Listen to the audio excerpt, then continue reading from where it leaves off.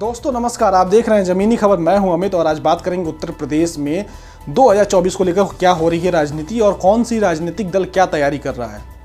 जहां बीजेपी की बात करें तो बीजेपी 80 सीटों का नारा दे चुकी है, वहीं बसपा भी लगातार तैयारी कर रही है, कांग्रेस भी कर रही है, समाजवादी पार्टी भी कर रही है और तमाम जो छोटे दल हैं वो भी कर रहे हैं। मगर सबसे बड़ी बात यह है कि आज आपको हम समाजवादी पार्टी के बारे में बताएंगे कि आखिर समाजवादी पार्टी का क्या तैयारी है और समाजवादी पार्टी किस तरीके से 2024 में आने वाली है।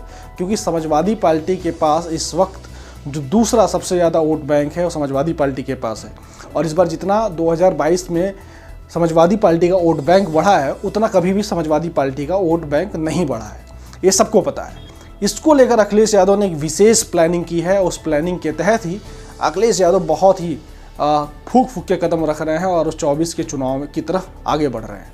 वहीं बीजेपी की बात करें तो बीजेपी भी अपने तमाम जो पन्ना प्रमुख हैं, तमाम जो संगठन के लोग हैं, तमाम जो बूथ लेवल पे संगठन के लोग हैं, उनका फिर से रिव्यू कर रही है कि आखिर कौन लोग अभी काम कर पा रहे हैं, कौन नहीं कर पा रहे हैं, कौन समीकरण में फिट बैठ रहा है, कौन नहीं बैठ रहा है। इस तमाम चीज़ों का जो निरीक्षण है वह भाजपा के बड़े बड़े नेता अलग अलग जगहों पे जाके कर रहे हैं। मंत्री स्तर के, संगठन के स्तर के, प्रदेश प्रभारी के स्तर के और केंद्रीय स्तर के, हर तरीके के नेता जा रहे हैं। मगर समाजवादी पार्टी क्या कर रही है?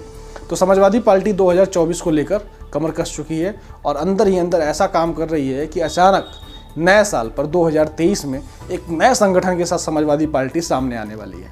और 2023 में जो संगठन समाजवादी पार्टी का बन रहा है उसकी रूपरेखा अभी से लिखी जानी लगभग तय हो चुकी है और लिखी जा रही है और कई चीज़ों पर साफ हो चुकी है समाजवादी पार्टी की कहाँ पे किस तरीके से काम किया जाता है। उसके पहले अखिलेश यादव ने 2 टास्क दिया है। पहला टास्क दिया है समाजवादी पार्टी का सदस्यता अभियान।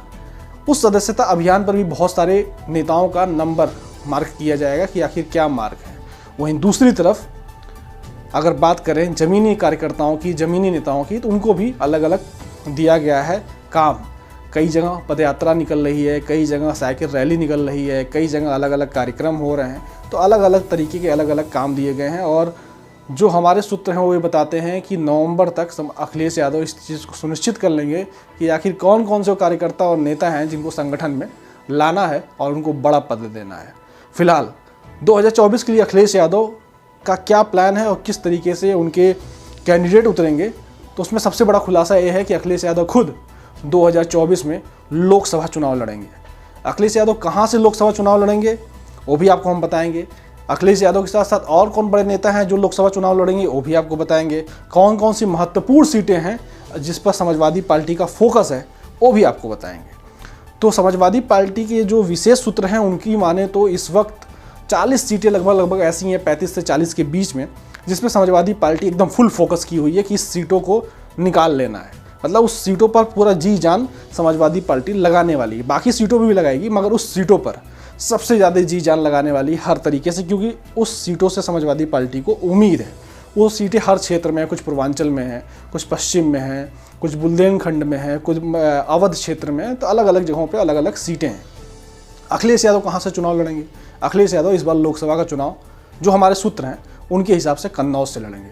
अखिलेश यादव फिर से 2024 में चुनाव में उतरने वाले हैं और सांसदी के चुनाव में उतरने वाले हैं और ये सांसदी का चुनाव कन्नौज से अखिलेश यादव लड़कर पार्लियामेंट जाना चाहते हैं कि 2024 में सांसदों की संख्या बढ़ानी है। इस वजह से अखिलेश यादव फिर से उतरेंगे।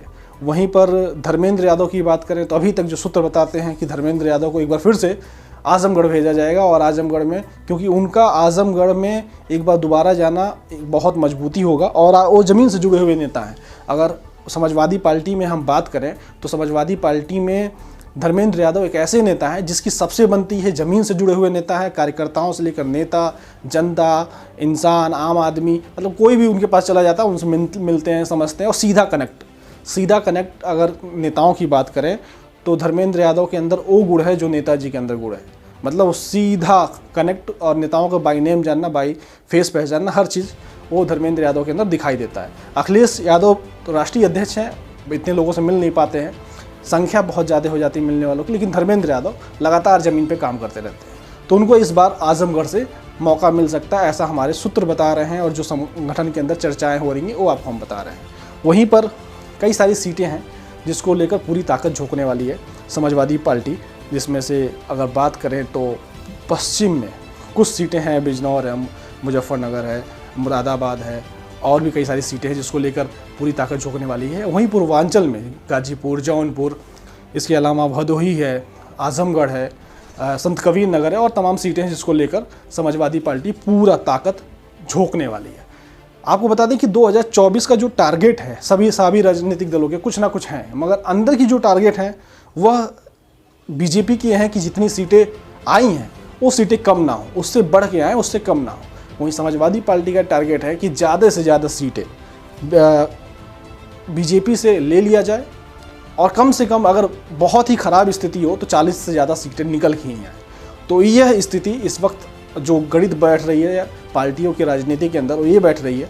फिलहाल इस तरह की और भी वीडियो देखने के लिए ज़मीनी खबर को आप जरूर सब्सक्राइब कर लीजिएगा।